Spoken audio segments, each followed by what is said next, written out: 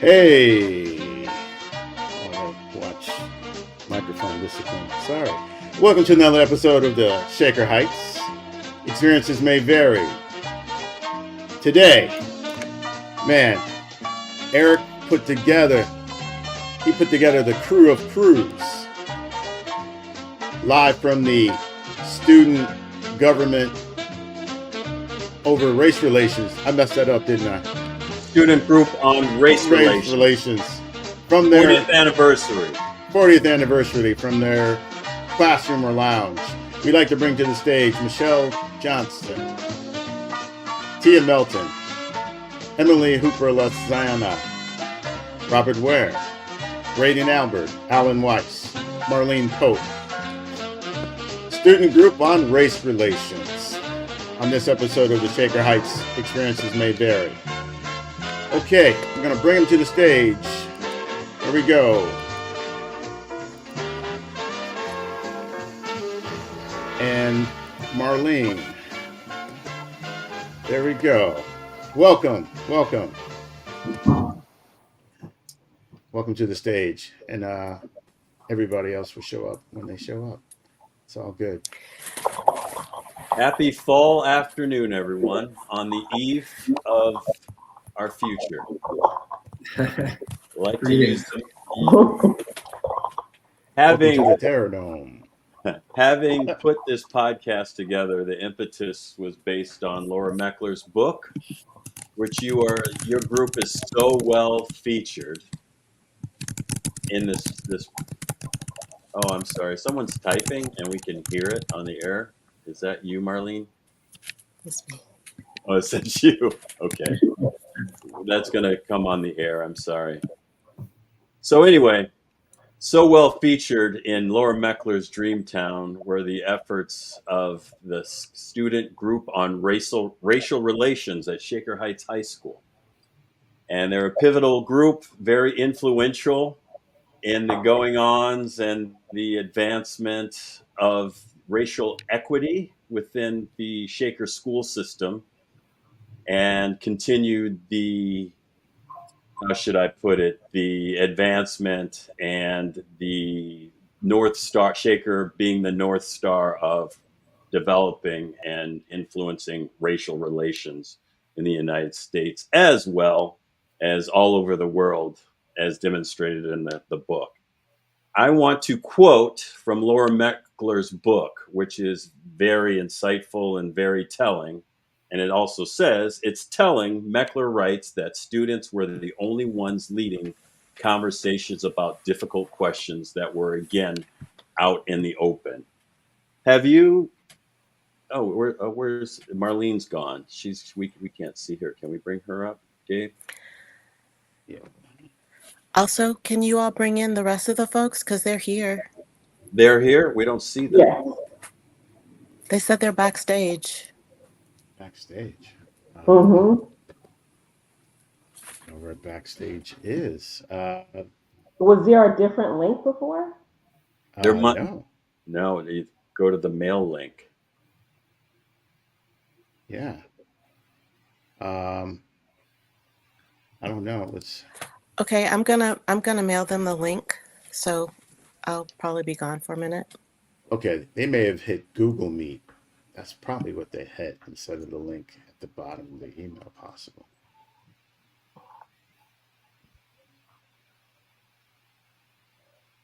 Okay. Is there a way just to mute our microphone without going away?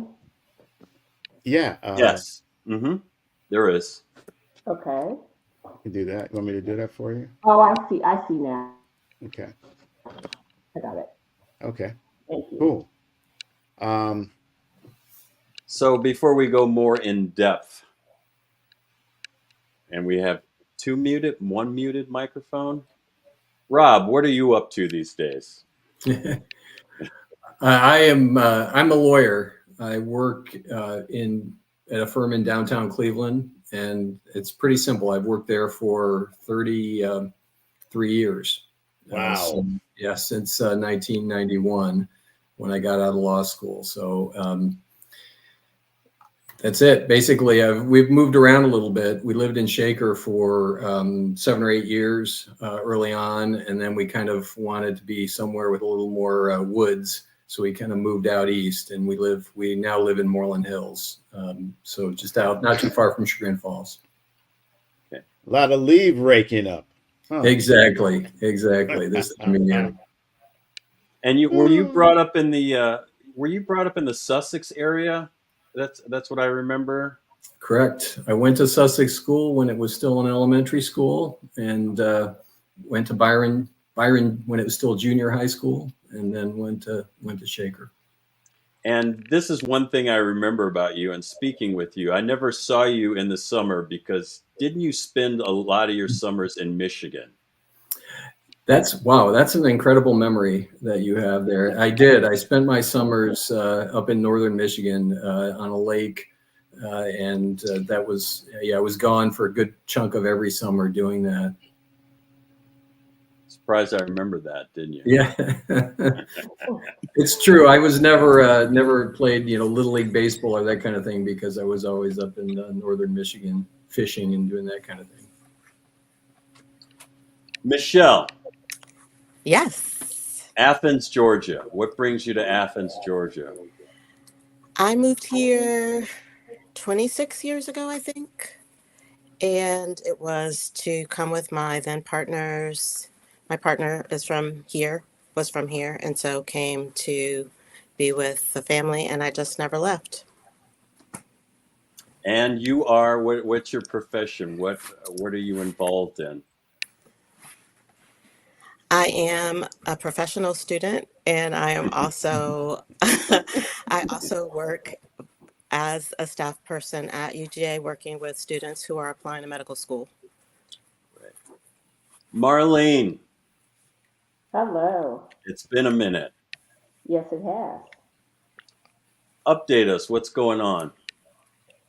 Well, currently I'm in Lancaster, South Carolina, outside of Charlotte. I'm a full-time caregiver for my mother and father. My mother has dementia. She's on hospice care, so that keeps me busy. We've been here about a year. I built the house that we're in, designed it, and we moved up here to be close to family. I retired from the pharmaceutical industry. Um, oh boy, it's been almost 15 years ago. Wow. I'm now Dr. Marleen Pope. I have a doctorate in sales and marketing. I was a professor for a little bit of time, but had to stop working to take care of my sister Darlene and my parents. And by the way, Darlene was also part of the Wednesday group. She is deceased. She passed away in June of 2019. Oh, sorry to hear that. Sorry. Alan, welcome aboard. We don't hear you.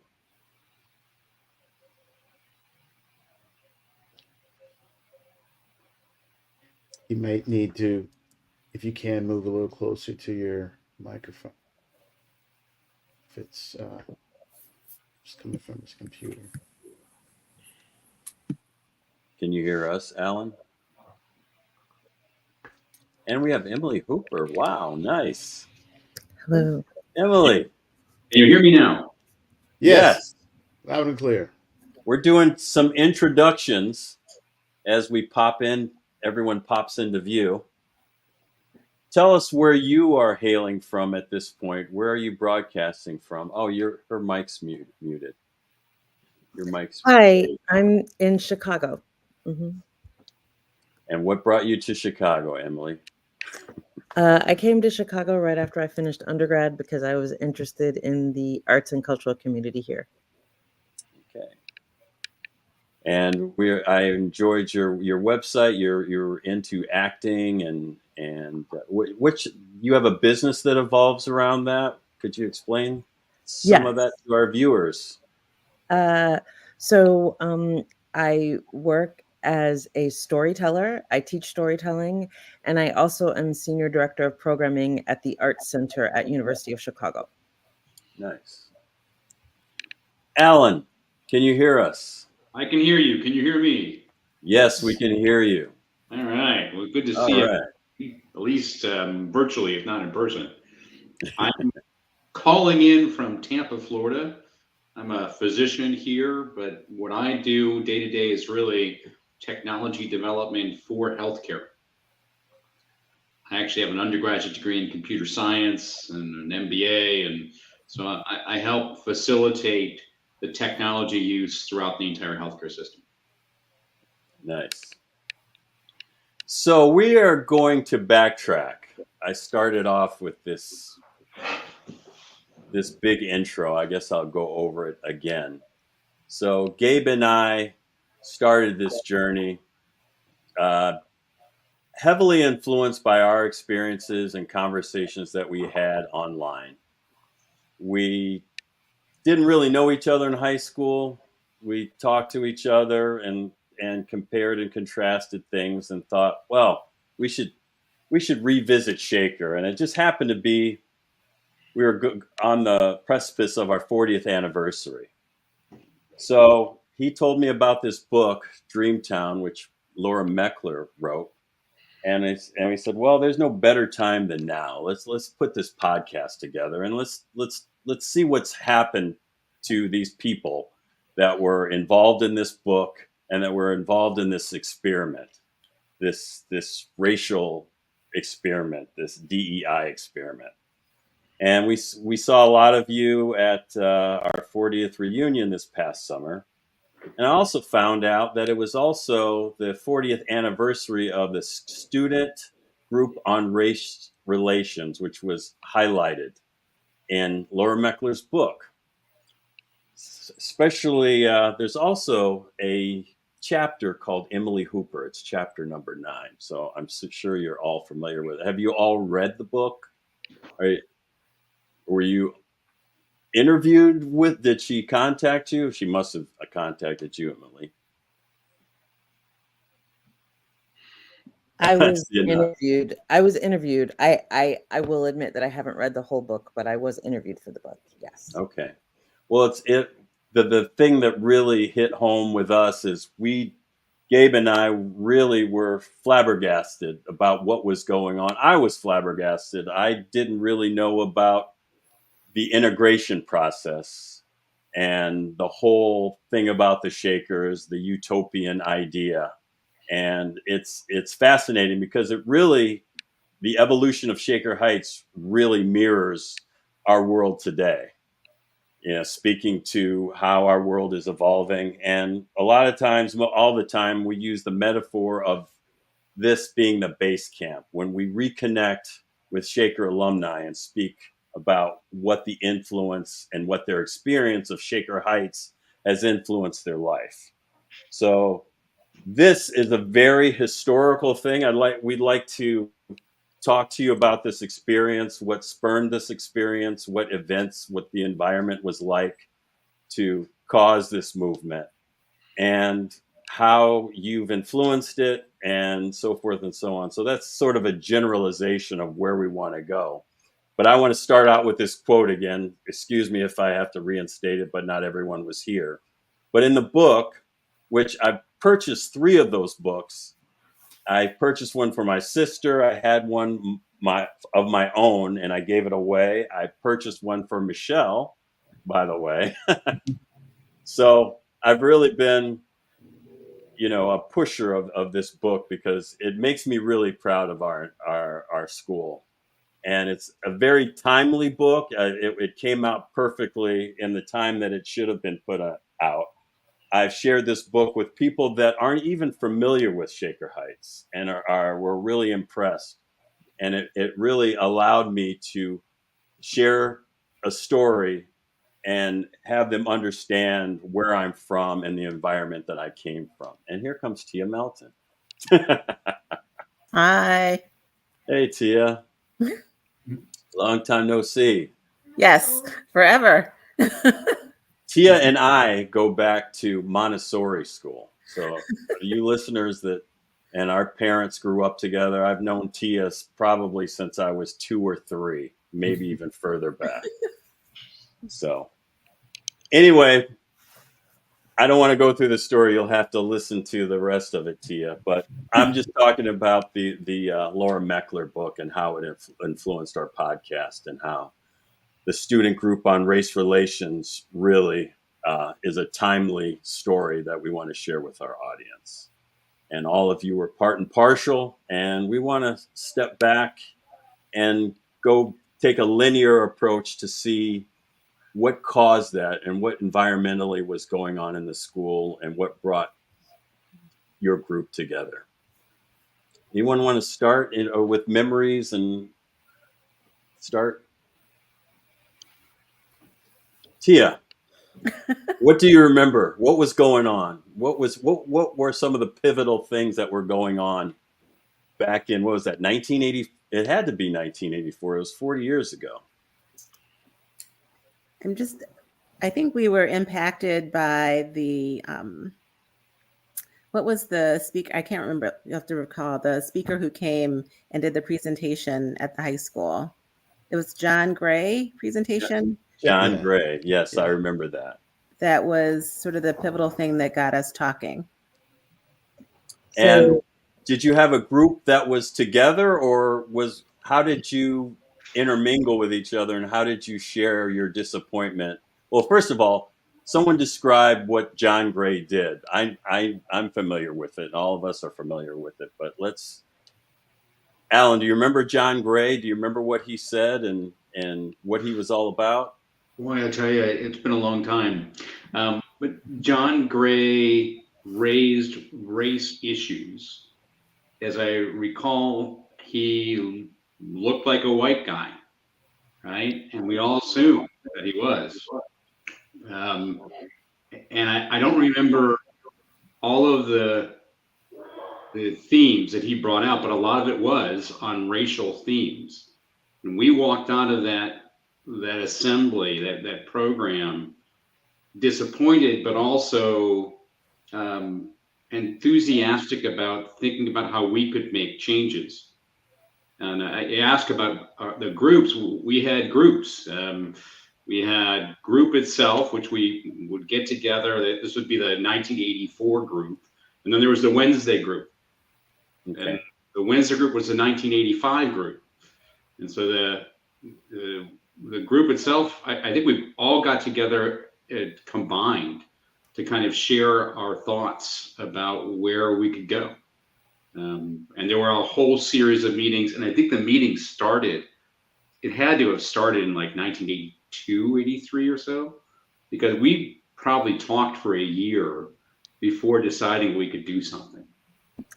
Yes, following the John Gray event, where this gentleman who was African American but appeared to be white came and did this assembly, and he said a lot of things that were racist, and then at the end of the assembly revealed that he was actually a Black man, and that he was doing this to provoke people to make change.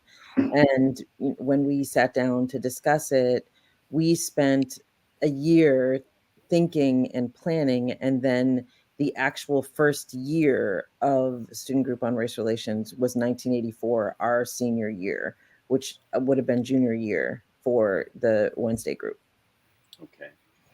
And was it Zach Green that led that? What was his participation, or what was his leadership in that?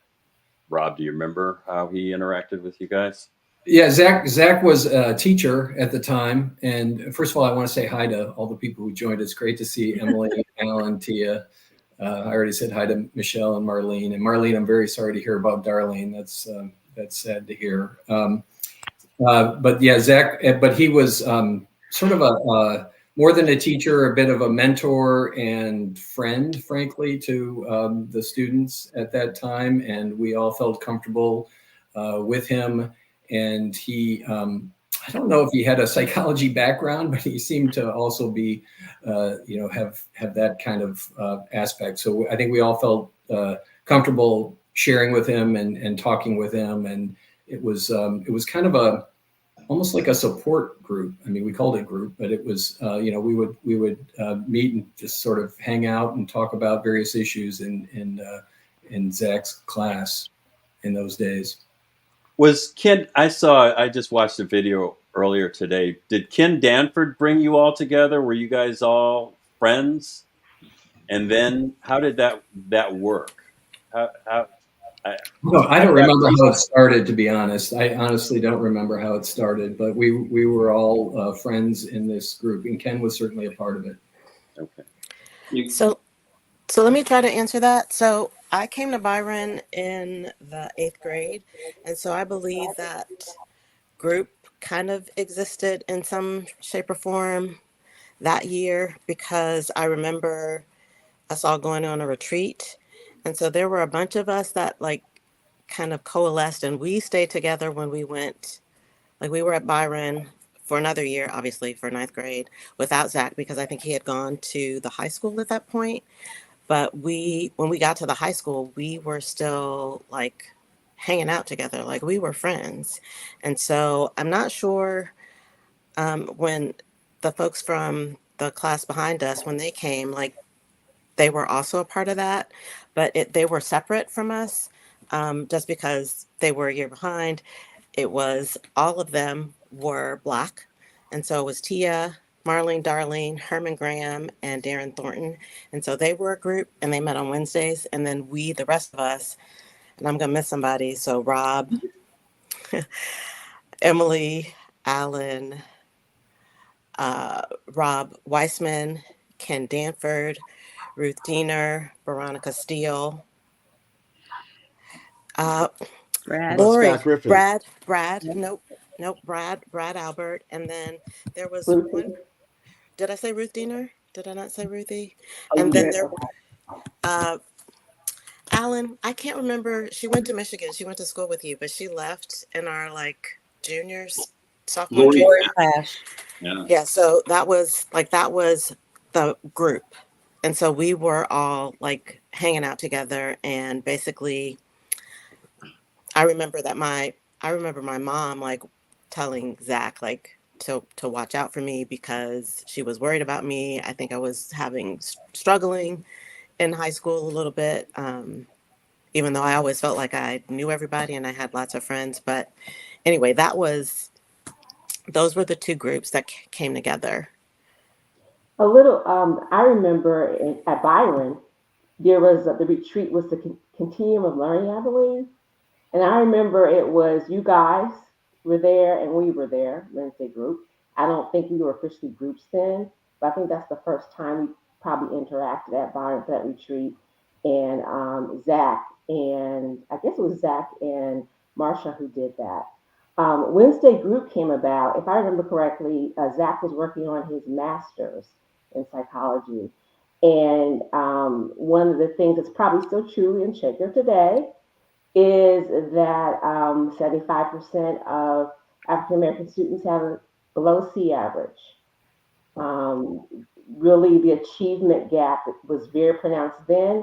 I believe the statistics are probably exactly the same now. So Zach got us together as African American students to support each other academically. We were initially supposed to be a bigger group, but it ended up being just us five.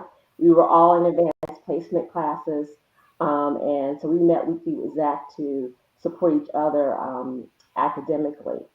Um, and then we kind of met up with group because that was the other group he was mentoring and became one to develop SCORR.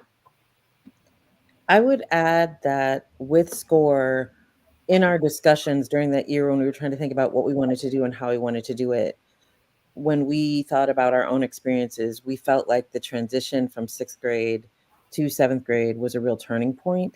And so we decided to target 6th grade for the program.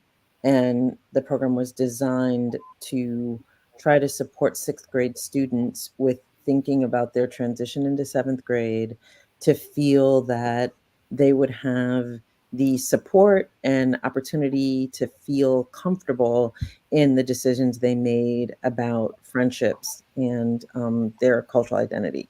So in the original design of SCORR that first year, it was 3 sessions where high school students would go into 6th grade classrooms and have this sort of like experience where we would talk about our experiences. We would do kind of, getting to know each other experiences. And we had, I believe it was fall, winter, and spring visits that we did to the classrooms. And how effective did you feel that was from the beginning? Were the kids receptive to it? Did they understand why you were doing that? How did that come off? I think it actually worked out really well. The kids participated, were engaged, asked good questions. We had a variety of activities for students to do. So there was a movie called Eye of the Storm, that talked about identifying people by eye color and segregating them and treating them a certain way. And it was done in a smile classroom somewhere out west.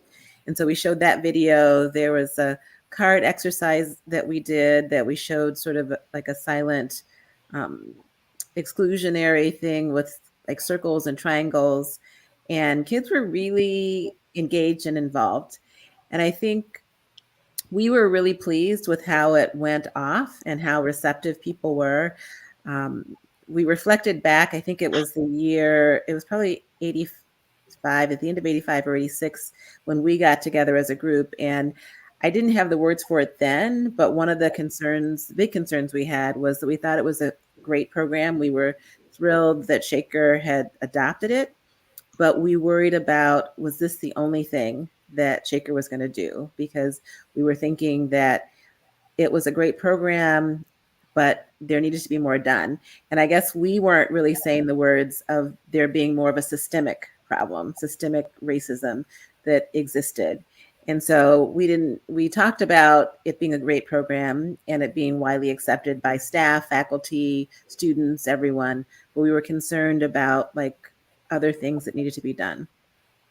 Let me ask you this. I know your history, Tia. I know how your mother, Emma Melton, being a teacher, and how important it was to get you into the Shaker School District, and how hard she fought to represent you, and her fight and talking. She went to bat for you and your brother, Brady, or as people know, Chip Melton.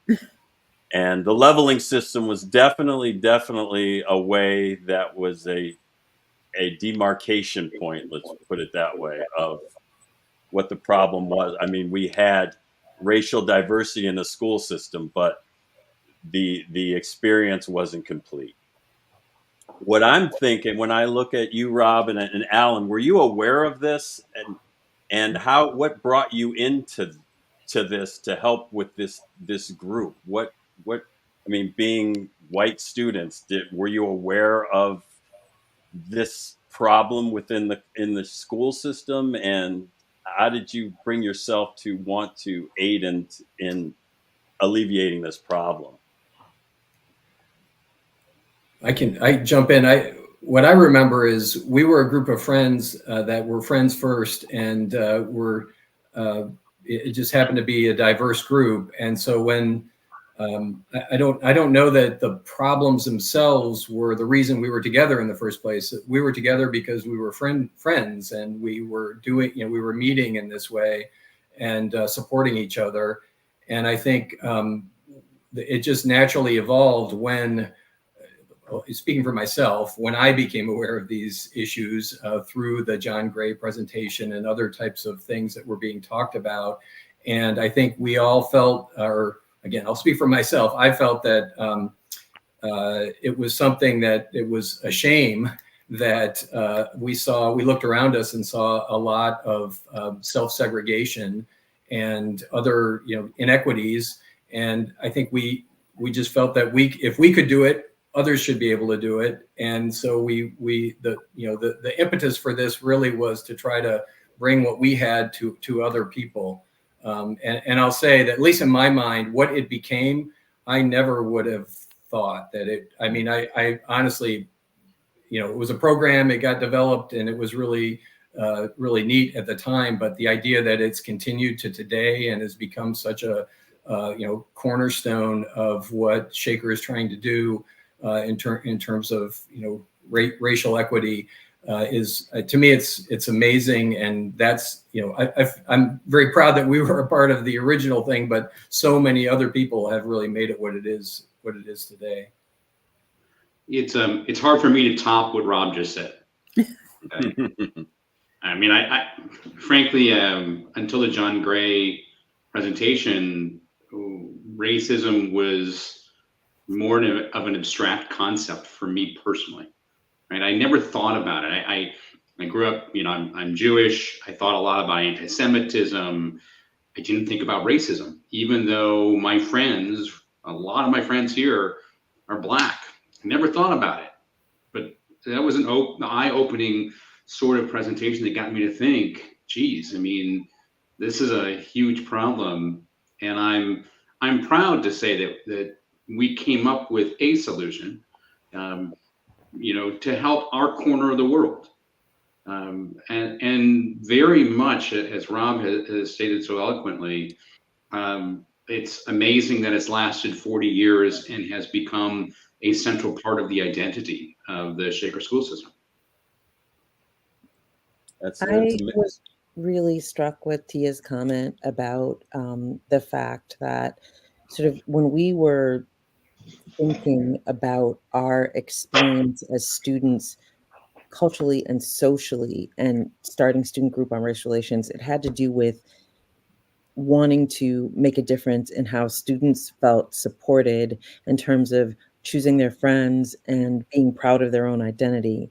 But it did not in any way address the systemic racism that was happening in Shaker then and continues to happen. And I think for those of us who were Black in the group, we had experienced the racism in Shaker throughout our entire journey. I think it was an interesting juxtaposition for me, for as example, to be actively involved in student group on race relations during my senior year. But when I went to my high school counselor and said that I wanted to apply to Yale, she basically laughed in my face and said, that's not going to happen for you. So I went ahead and did it on my own and, was accepted and graduated with honors, but that environment did not support me or nurture me in that direction. Wow. What were some of the, aside from the program still being around, what were you able to frame and learn from it? What did you feel like you were making a change? Did you feel like you were contributing to something bigger than yourselves? Were you getting accolades for doing so? What kind of feelings were you having as teenagers in a high school taking on this huge task? Do you remember any of those feelings that you were having at the time? I remember thinking we were pretty damn ballsy. I mean, let's face it. I mean, we were suggesting something that hadn't been done before, reaching out the entire system, multiple times of trying to teach our own fellow students how to help with educating younger students in the classroom itself, creating a curriculum, and all because we were interested. But clearly we hit a nerve with the school system. We hit an issue that they wanted to deal with. And so we had some good backing from the administration. You asked about Ken Danford. Ken really was, the de facto leader of the entire, initial couple of years. And he could just walk over to the administration and ask for things. And that's, amazing. High school senior just going over the administration and having meetings and just doing things. There were a huge amount of pride. There was also a lot of insecurity back then.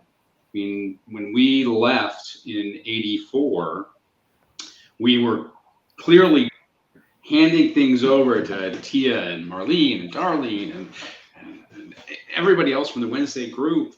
But the question for us, I think, was it going to continue? And I think we moved on and we'd get reports and we were pleased with the reports. And now 40 years later, we're still getting reports. That's Wow. amazing in itself. So Emily, you left with a little bit of disappointment because you had put your heart and soul into developing this group and reaching out, but yet it seemed like the school didn't embrace it, or at least your counselors kind of laughed in your face. Did Tia and Michelle, did you have similar type of experiences? Did you have disappointments associated with the work that you were trying to get done? I mean, for me personally, I was surprised. I mean, I think of all the little back things, talked about Ken Danford, but Marleen and Darlene, like going in and organizing buses and transportation, because we did something at the end. We did like a picnic for all the sixth graders to come together. And I know there was lots of work behind the scenes that was going on for individuals in the group. But I mean, I really do think we made a difference for individual students. I think we definitely made a difference for people going from sixth to seventh grade, just to even start to think about it, that it was okay to keep your friend, whoever that person was. I do think we made a difference. There was some disappointment again with the school system, but not with our program. I felt like our program was a good program. I think it was making a difference. I felt like it did help individual students. I just felt like the system itself needed more to help students, and that they should be doing more and held accountable to doing more and not rely on our fabulous program. I thought our program was fabulous, is fabulous, that it's continued this long. I do think it makes a difference in at least just even getting people talking and thinking about the issues.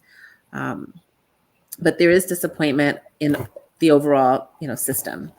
So like I was proud, I remain proud to have started with this group of people and to have developed the program. And I think it truly has made a difference. But I think the system could have, and maybe they just can't figure it out. A lot of places can't figure it out, to make it truly better for minority students.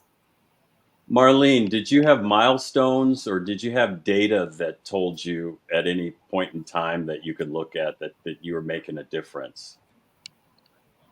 Well, I want to comment back a little bit to how I felt leaving, Okay. graduating from Shaker and knowing that SCORR was a phenomenal program and thinking, wow, my sister and I, these two Black girls going to office, and the principal hated to see us because he knew we could do whatever we wanted and ask for whatever we wanted. But I was skeptical then, but hopeful that because of our program, because of the impact of SCORR, that the school system would change. 40 years later, nothing really has changed. So those are the statistics that I can refer back to, because we have statistics about the underachievement of African American students then. We've had some recently, and to me, it's exactly the same. So in that regard, I'm like, we expended all this energy, we've impacted so many people.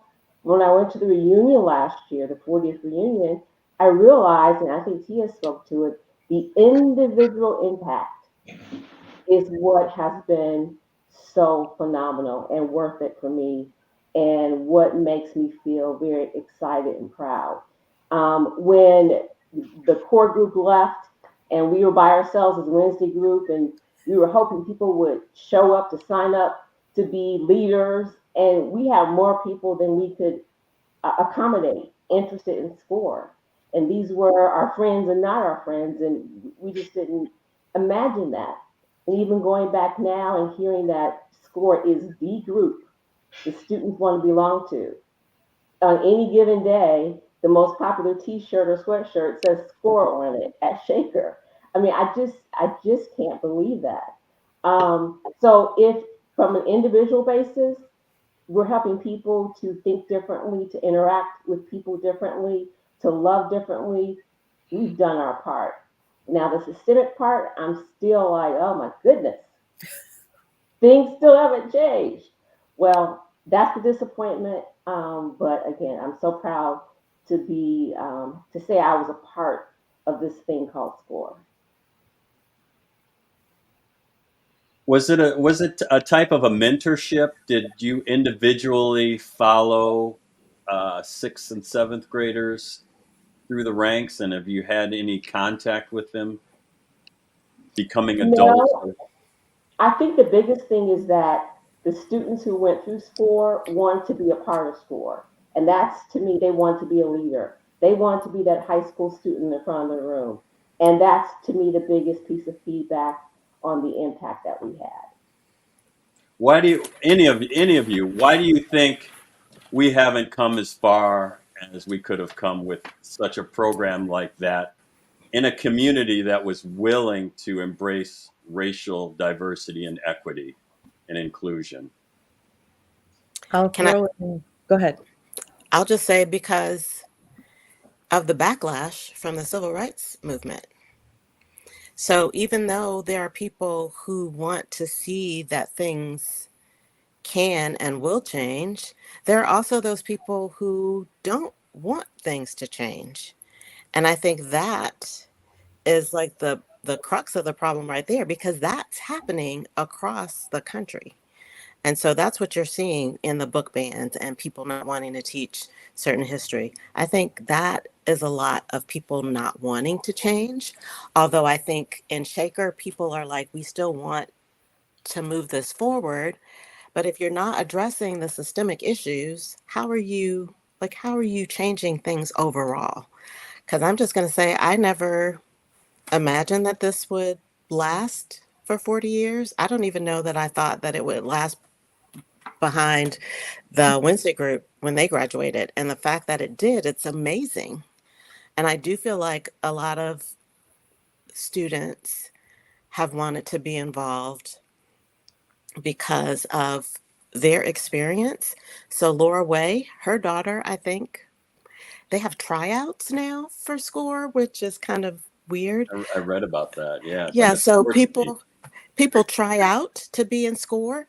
And I know Veronica's not here. She's talked about her godchildren who wanted to participate, and like certain people were not allowed. So there's so many things that I think were made better, but I also think there are things that we never could have imagined that I don't even know that the people who came after us thought about. I wanted to jump in. Thank you, Michele, for that. I think that is really insightful. And I guess what keeps coming into my mind is that we were the student group on race relations. We were concerned about the relationships between students so that students in seventh grade would feel like I can be friends with whoever I want to and feel supported in that. We were not the student group on racism. And the responsibility for confronting racism cannot be in the hands of students. The responsibility for confronting racism needs to be at the hand of the system itself. And I think that while there's been this active interest in race relations amongst students, I don't think there has been the same kind of interest or commitment in confronting and changing the environment of racism in a systemic and a district-wide way. Yeah, and I would just say I completely agree with that. And I was going to go to say that when people were talking earlier about how the administration supported it, to be a little bit cynical, I feel like, they supported it because it was something they could latch onto and say that, something that was being done. And why did it take a bunch of 16 and 17-year-olds to come up with this program when, it really was their responsibility and continues to be the responsibility of the people that have that power to make change. But, I think our program was great, or what it became is incredible. But as Emily said, it is not the answer. And the people who are responsible shouldn't just be able to pat themselves on the back and say, okay, well, we have this program, we've accomplished what we need to accomplish.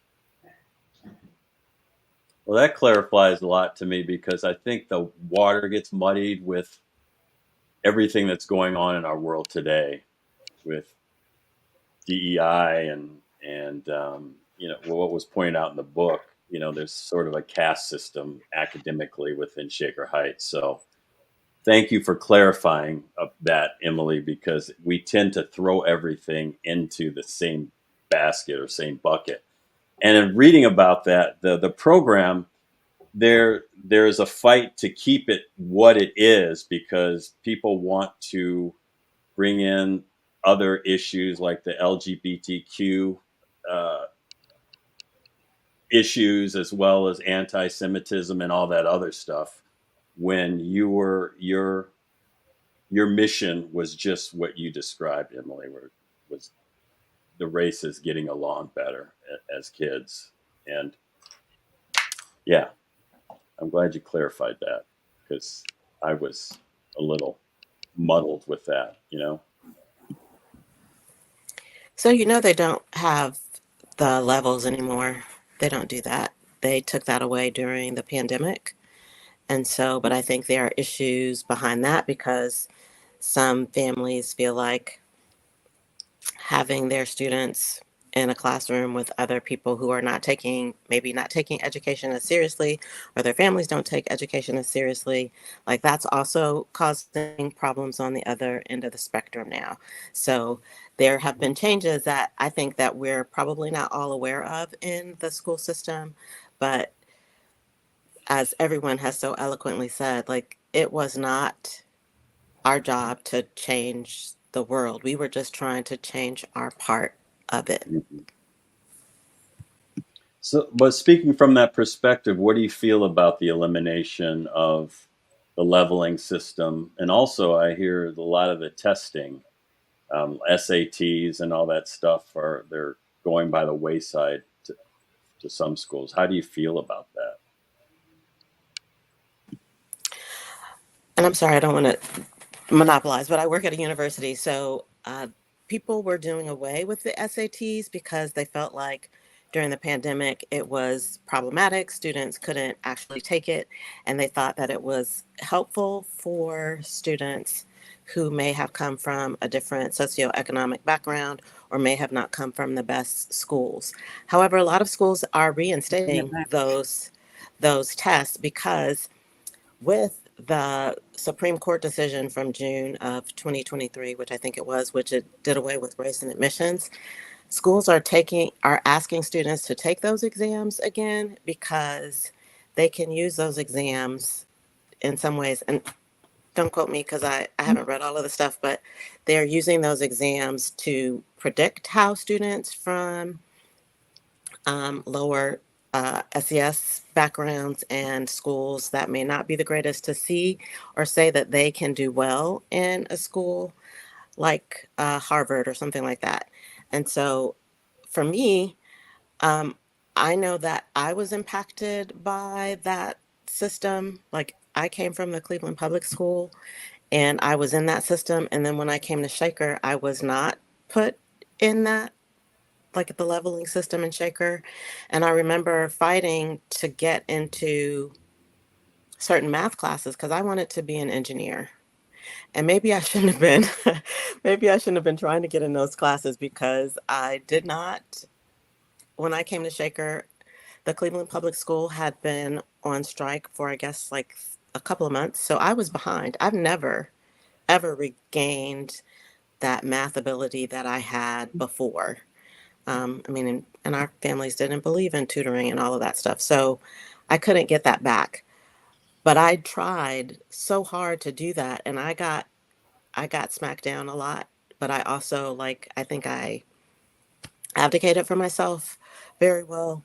And at the end of the day, maybe I probably should not have been in those classes, but still just trying to figure out why all of the Black kids were in one class, like the college prep, why we weren't taking the AP classes. Like I still think about that.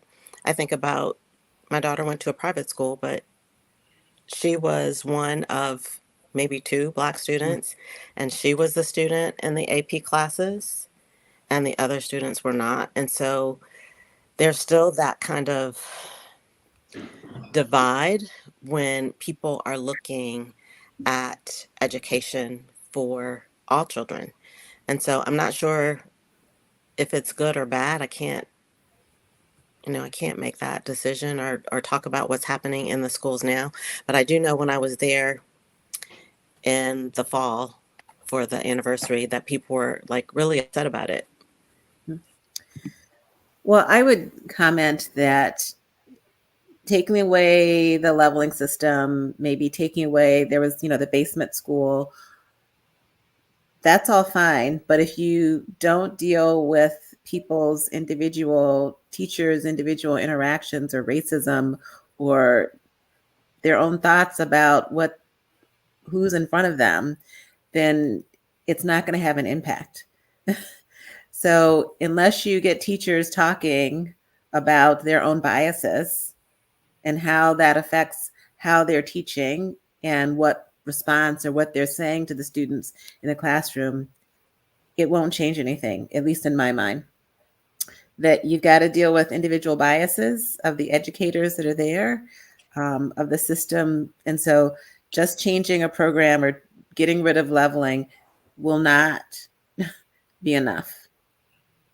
Again, these are systemic issues.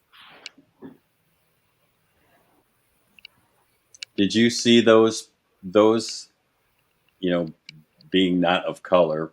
Did you see any of that, Rob or Alan? Did you see those as issues? I mean, it's hard to think back as a 16, 15, 16-year-old, but looking back, having hindsight, what do you think about that?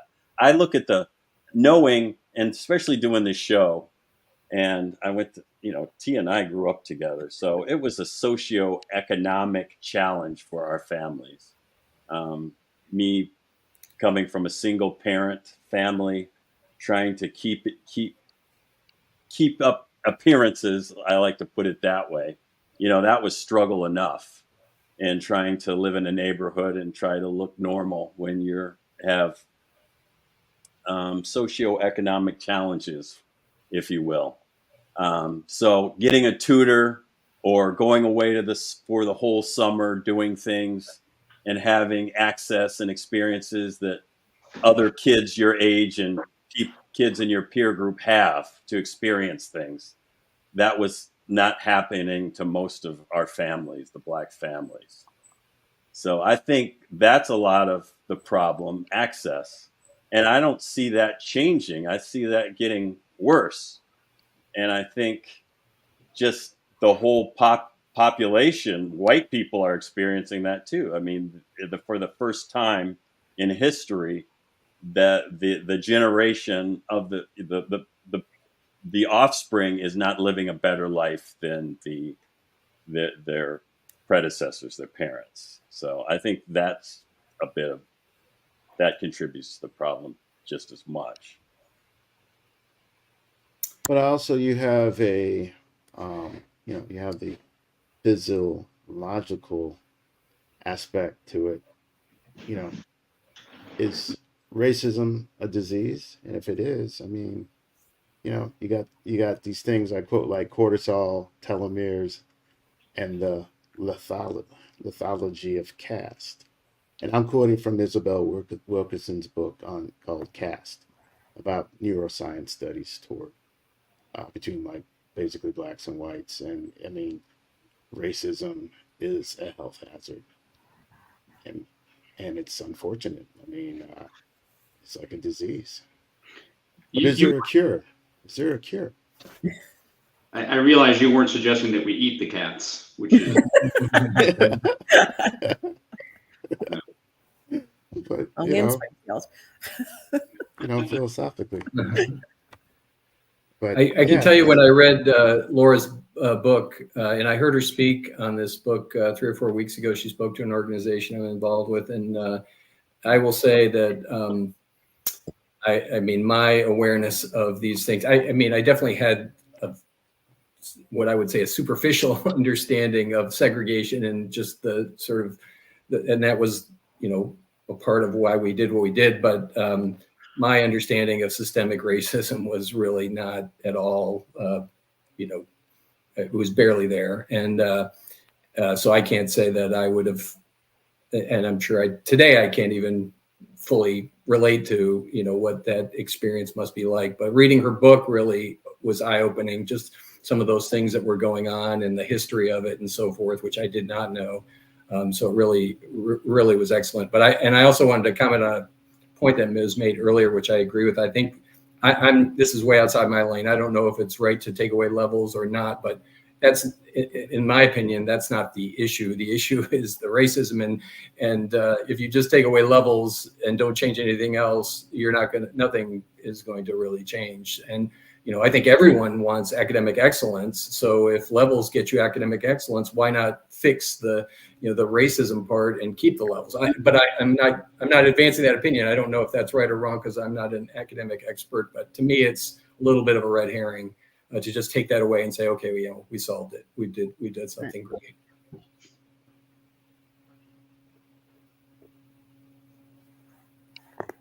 How are you seeing the world today in contrast to the world that you saw when you were involved with SGORR?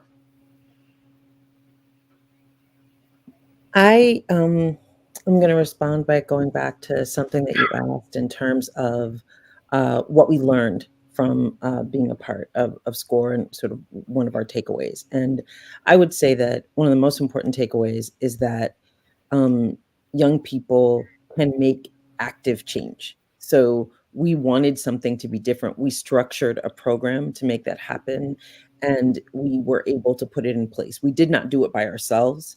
There were adults, teachers, administrators who helped us, and then there were many students who became involved.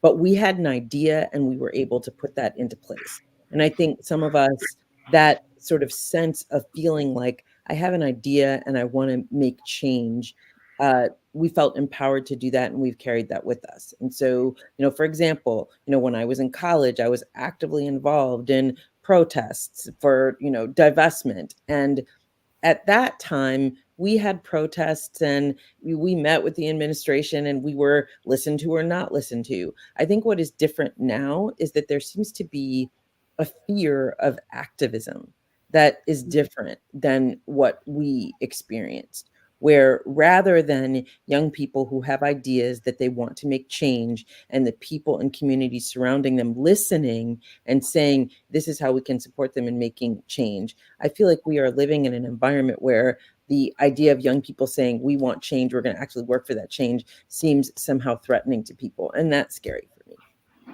Yeah.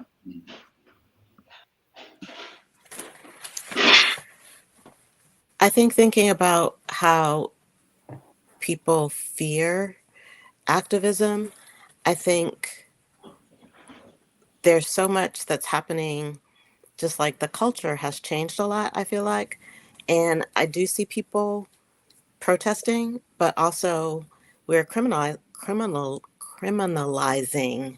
those protests. So, and I'm sorry, I look at things kind of historically. And so thinking about Black Lives Matter and how after that, again, there's another backlash. And so people are wanting to prevent people from seeing things or talking about things. And I do think there are folks who are out there like fighting for that, but it's also like it's very easy to be complacent and not do anything because a lot of times people think that their voice is not being heard.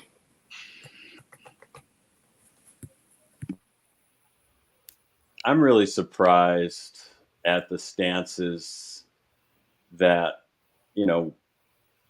with how we look to leadership, and it's our fault that we do it this way, but it starts with what the liberal celebrities say. And I was, just as an example, like, I hate to say this, use this person as an example, but Snoop Dogg, okay, he came out with some music like really going after Donald Trump and cursing him out, this and that, and so forth and so on. And then he's backed off because I guess Trump gave one of the founders of Death Row clemency or shortened his sentence or what have you. So he has nothing against Donald Trump. So what I'm seeing is a lot of these causes, like from a historical standpoint, it was the younger people and it was the artists that really drove these movements. And I see that there's a fear in the air that there will be retribution and and problems if a certain person takes power, and that'll come back on them. So they're looking out for themselves and their family instead of seeing the bigger picture. And that's understandable. But I think things have changed drastically from that point, because the kids in the 60s and the 70s were the main drivers, just like you were at Shaker, trying to make change. They were naive enough to make change and move forward and fearless. And I don't really see that too much anymore. Tell me if I'm wrong, if anyone else sees that, but that's from my position, that's what I'm seeing. Well, it depends on what and who that audience is. I mean, you can see over in certain European countries when there's unrest that we've witnessed, the students are about that life. And the students are putting themselves out there in the streets, and some of them, unfortunately, are paying for it with their lives. But my whole point is, it's about what are you willing to give up in order to get. And I think there's a certain amount of wanting to not make waves, regardless of who's in the office, because yeah, it's people don't want to make waves. People have careers, and they're worried about that, and it's unfortunate because sometimes that overrides doing it. I'm the eternal optimist, and I don't interact with a ton of young people. Well, I mean, they come to the office, but By the way, Tia is a gynecologist, so that explains why. but I don't know. I remain hopeful that I was hopeful, and that drove us to, I think, do incredible things in high school. And I'm hopeful that this generation will make change. I look at things that high school students have done about surrounding, guns in schools and in our society. I've been, there was an amazing movement. And so I think that young people can make change and will make change. It's just got to happen. And I remain hopeful that things will change.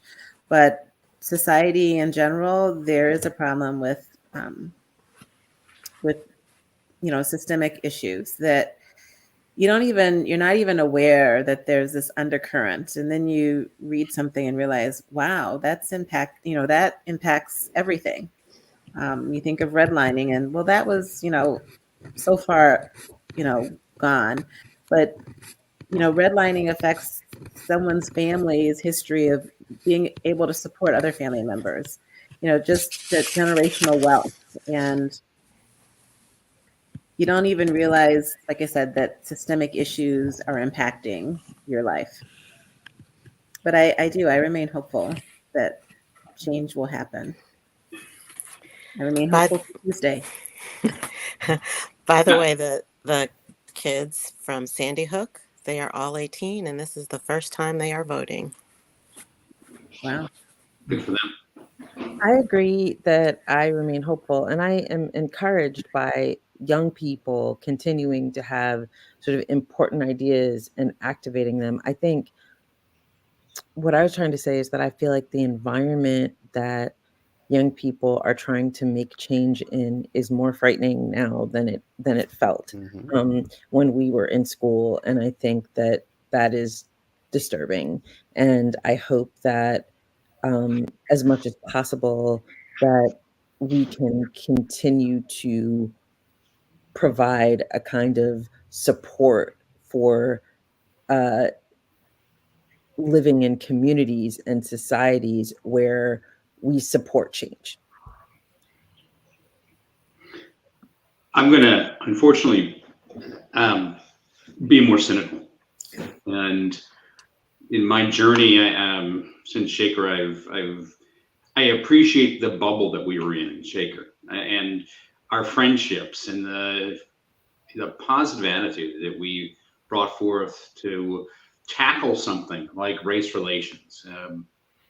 But I've now lived in 7 states, Wow. seen a lot of healthcare in a lot of organizations, and met a lot of people. And unfortunately, there's so much gross insensitivity, whether you call it racism. I've seen racism, sexism, anti-Semitism, you name the ism. I've seen it firsthand, and I've seen some of it embedded in organizations. So I feel more cynical because I see things more embedded longitudinally than I'd like to. Now, with that being said, I have hope. Part of the hope is I work for an organization right now that I truly believe their heart is in the right place. And they really want to improve the quality of care that they deliver to the patients and the community as a whole. And I'm proud to be part of it. And it's one of the reasons why I'm down here. But I'm recognizing that we did everything we could to improve our small corner of this very vast world. And I think we did some great stuff. The fact that it is sustained and is going to keep on going is amazing. But I also recognize that we're up against some pretty harsh realities. Marleen, what are you thinking?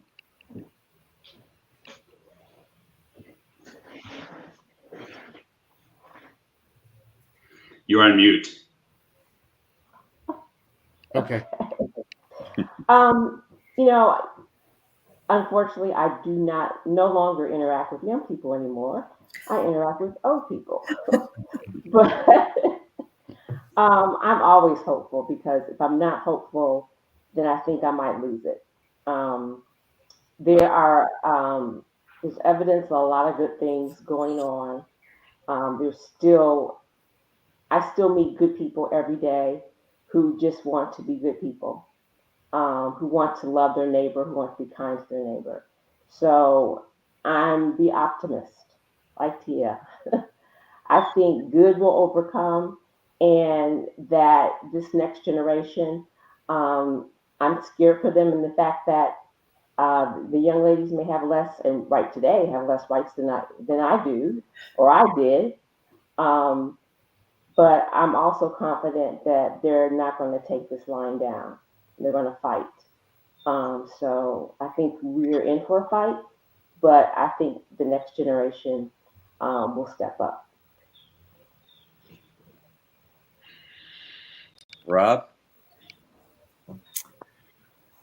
Wow, I don't know that I can top what's been said. I agree with what's been said. I tend to find national politics sort of repulsive, so I don't like to comment on it that much. But to say something positive, though, I will say I've said some critical things, but I think coming away from Shaker, the experience that I had, and I feel like it's still this way.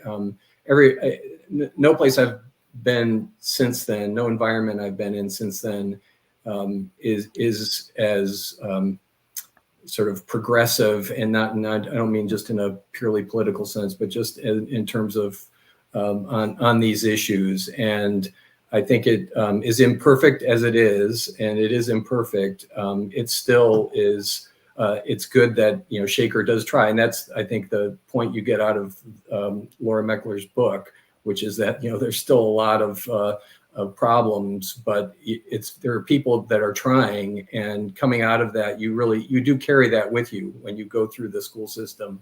I think you have that sort of ingrained, and in little ways, I feel like people like us and other graduates are able to make changes in the environments that they're in, and maybe that's the way that we get to change, because on the big issues and the national issues, I thought the comment you made about Snoop Dogg and other, I just feel like a lot of what we hear is just posturing and self-interest, and really not people trying to achieve anything lasting.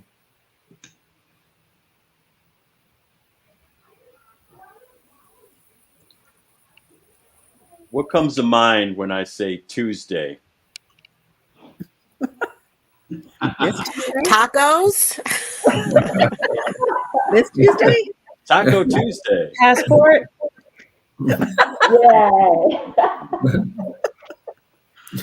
Mac football. AKA, go. Is it as pivotal as we think it is if it goes one way or the other, or do you think it's going to be much more the same?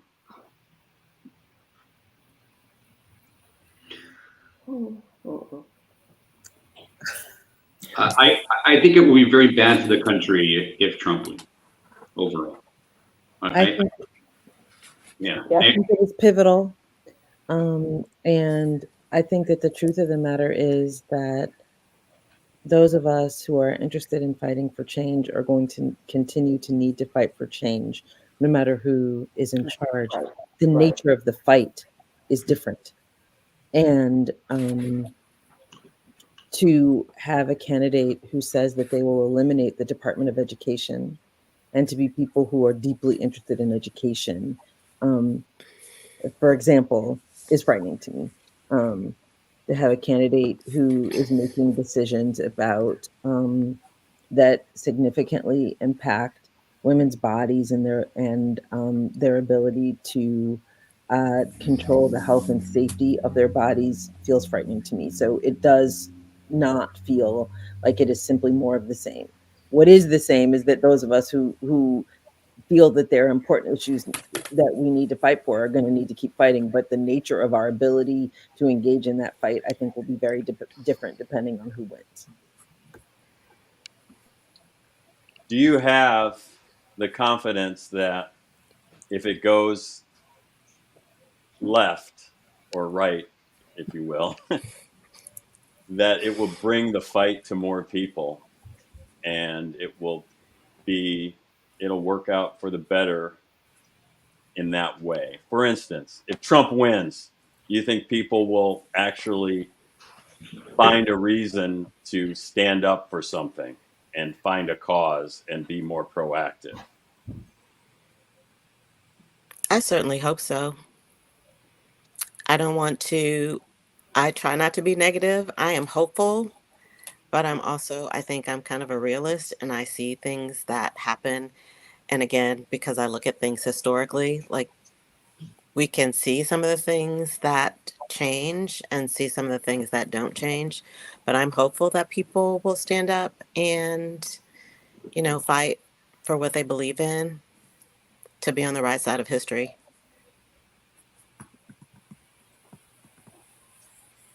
Alan, do you have confidence? How are you? Is this going to be a Malox moment? I know it is going to be for me. Oh, that's a great term, Malox moment. That's just awesome.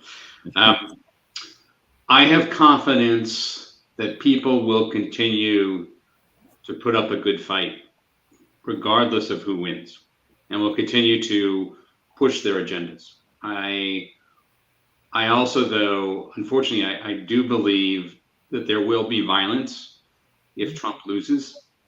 And I think that's unfortunate, and I pray against it, but I do think that's a real possibility coming up. And I worry because there's just so many variables, and I read all the polls and I go back and forth, and I'm tired. Right? Yeah. Right. I think we all are. I'm just hopeful that we land as a nation in some way, shape, or form after all this, that we can come together and not have this, undercurrent of bipartisanship and almost a silent civil war going on between, the two parties. And we need to, in some way, come together. Alien invasion. That will happen. That's what you need. I mean, realistically, that's what you need to unite the world, to fight a common enemy. You Sure. need an external threat for that to happen. And so, maybe Mother Nature will launch off a super volcano, and people will have to realize we got to work together to deal with this climate change or whatever. But anyway, you need an external event. We should have a common enemy, but we have a Manchurian candidate. Possibly. What you are going to have, unfortunately, to Alan's point, you're going to have discord, unrest, regardless of who's in the White House. And you can probably put it on more to one side because they have an agenda to try to uh, achieve. And so, need to drink cups of resiliency. That's what we need, cups of resiliency. Hot, cold, however you need to drink it. Get through the thick and thin. We're not out of the woods. So, you know, I digress. Does everyone feel good now? I, I feel great because I got to see people that I haven't seen in a long time. I agree. Yes. And I miss y'all. Hopefully we can all get together at some point in Cleveland, but I know it's hard, you know. We're older. We got kids. It's a whole lot of stuff that's happening. And my knees don't work. Tia, where do you live? You're in the Cleveland area, right? I am in Cleveland. I live in Beechwood. And I have twins that go to Wow. Montessori school. Why, yay! Whereabouts? Where's the Montessori school? It's called Roughing Elementary. So Oh, it's yeah, the I remember Roughing that. Montessori school. So it's near I'm trying to think of the Beaumont. So on the corner of Lee and Fairmount. And how is their experience related to your experience? Are they just like you? Do they like the same things? Do they draw murals and have plays like we used to do in Montessori school? It is still a Montessori education, which is really good, and teaching people to be good people and to work with others. So that's truly what I like about the Montessori experience. I see people or know people from, you know, my Montessori years, but also to me, the other incredible thing is that we have kept our friendships together with high school peers, you know, from 40 years ago. I can't believe that we, you know, intermittently see each other and communicate with each other. Our Wednesday group still gets together on a regular basis, Okay. in person and virtually. But it's truly been, I think our SGORR experience was incredible. Who else has kids and what's their experience like? How do you see their lives compared to what you went through? I have 4 sons and a granddaughter. Wow. And, my sons went to a variety of schools in Chicago. I've raised my family in Chicago. I think that they also were engaged in my oldest 2 experiences in high school and college that created sort of a cohort that helped them with the experience. And I think that those kinds of experiences, be it group or SGORR, where you are within an environment where you may be confronting racism, but you have a structure that helps you, is important. And they are continue many of the same experiences in terms of our poets, artists, activists, my granddaughter as well. Yeah. I did want to speak to, there was a comment asking about my experience with being interviewed for the book.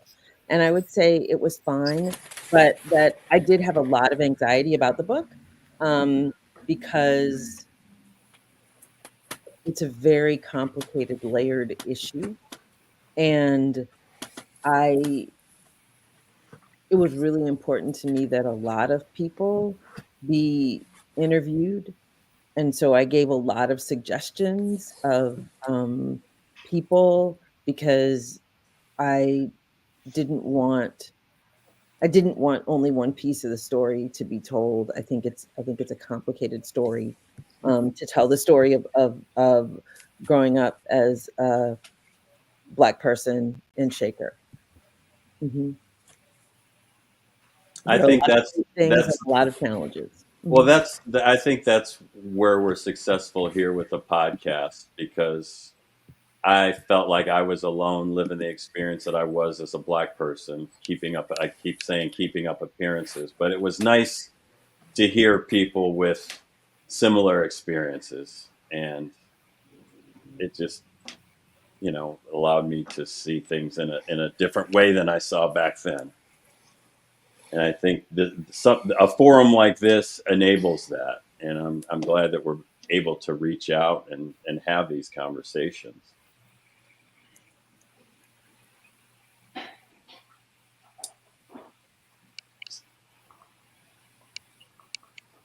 It's quiet. You guys are memories and amber. That's what you guys are. And I attribute that to Linnell George, a journalist and artist. We all have a few more miles on us, though. We haven't quite been frozen in some ways. That's a good thing. What do you call, doctor?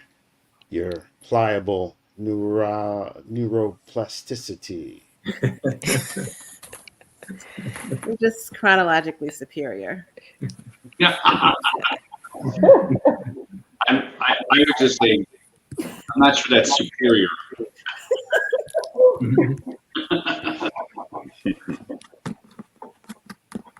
Well, if you were to do a time capsule, what would be the message you would leave behind? You can freestyle off the top of your head. Who would like to go first? I'm act like a teacher. Don't let me pick somebody. All right. I'm gonna start with Miss Lansana. Okay. I would leave behind the truth that we have a short amount of time, and we are not alone. We belong to each other, and we have a responsibility to leave the world better than it was when we got here. And that everybody should have access to realizing their dreams. 100 on that. I'm gonna go over to my right here, Dr. Weiss, the chief MIO. So I appreciate everything that Emily has said. I add in, there's hope for change in there. And I think that's one message I'd like to leave. There's a comment in the chat about healthcare inequity, and I think we need to work hard on addressing that issue. And that's another systemic place that we need to focus on, for sure. And finding a cure for racism, because there has to be a physiological component to it. It just can't be a thought, ideology. Okay, I'm going to go up top to Marleen Pope. The only thing that comes to mind is love conquers all. Is that with a hug or a brick?